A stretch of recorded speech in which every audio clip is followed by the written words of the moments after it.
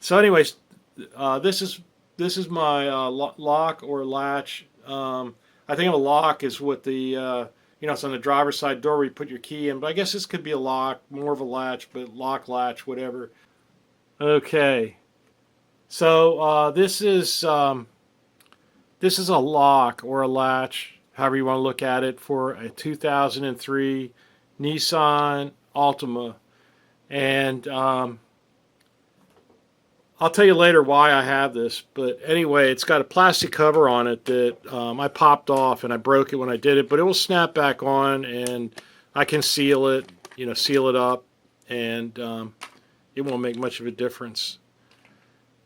And so this is the inside of the latch or lock, and this right here is a solenoid, and these are the two cables, and this cable here is for the lock, which locks the door inside, and this is the handle release, the door release for the inside, and this here is the for the handle release for the outside door lock. And then you also have your child lock, which that's in the lock position. That's the off position. So, so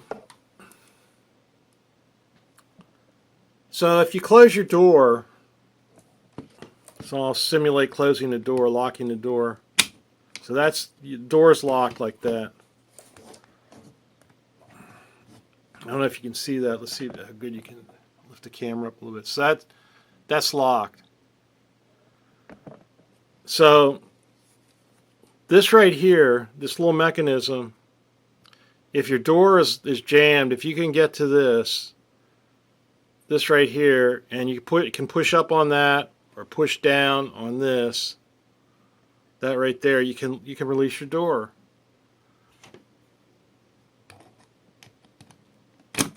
See, the door released. Or if you lift up on that, see, you can release the door. So if you can get in there, maybe what I did is I spoiler alert, what I did is I took this one screw out and I stuck a really thin screwdriver in there underneath the plastic, and I was poking around in there, and I came out, and after about 10 minutes I came around and I lifted the handle up and the door opened up. And so so let me show you the functions of the door. So, like I said, you got the lock. So right now it's unlocked. Because see that this part right here. This part right here is lined up with this. So when you lift up the inside door handle, or you lift up the outside door handle, it's going to push this up and unlock the door. I'll show you that right now.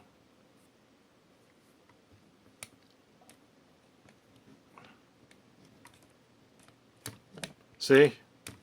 I pull on the door handle, it lifts it up, or the outside door handle, it lifts it up. So then if I lock the door, then I can't open up.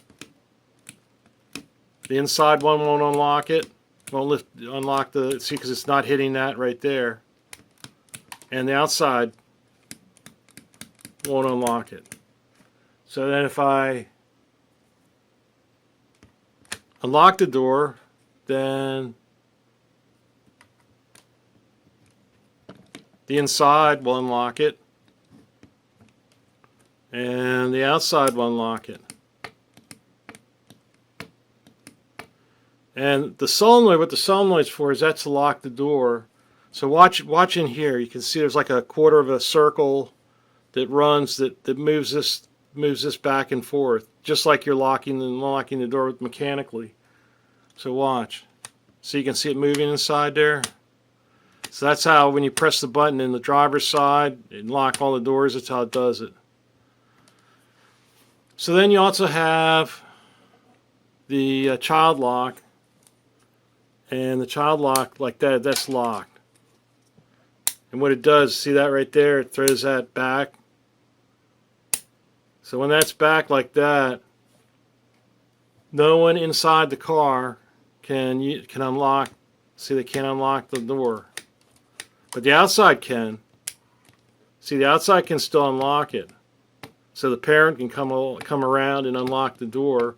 But the child in the back seat, no matter, the car's going down the road, you're out on the highway, and they start pulling on the door latch, and it's not going to open the car door. And it can lock it. That doesn't make any difference. You can lock it, unlock it. There's lock, there's unlock. They still can't release the door until the door latch, the child lock latch is on the unlock. Then the child can unlock the door if they want. So I think that pretty much covers the whole thing, the whole lock, latch, whatever. But what I was saying earlier is when I got the door unlocked, a piece of, it looked like dried earwax. I'm sure it's like dried wax of some kind. The car's 17 years old. Dropped out. It wasn't very big, but I think that might have been what was causing it to jam up. There's something in there, foreign material. So I wouldn't, I don't. This is just me. You may see it differently, but I wouldn't use anything like lithium grease or any heavy kinds of oils or grease to lube this. I'd use the thinnest possible.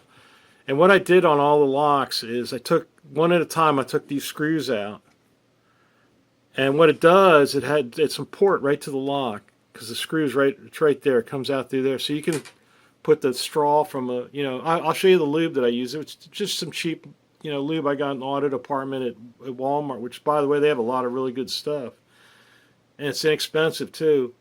And I angled it at different angles and squirted, and I did the same. I took the bottom one out and did the same too, and I did them one at a time, and each one of the screws looks like it has Loctite on it.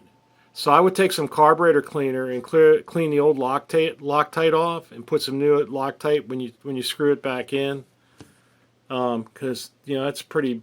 I don't think you'd want those screws to back out. They could cause the door to jam. If you close it and they're just one of them's coming out, that would be really, really bad to try to get that open again.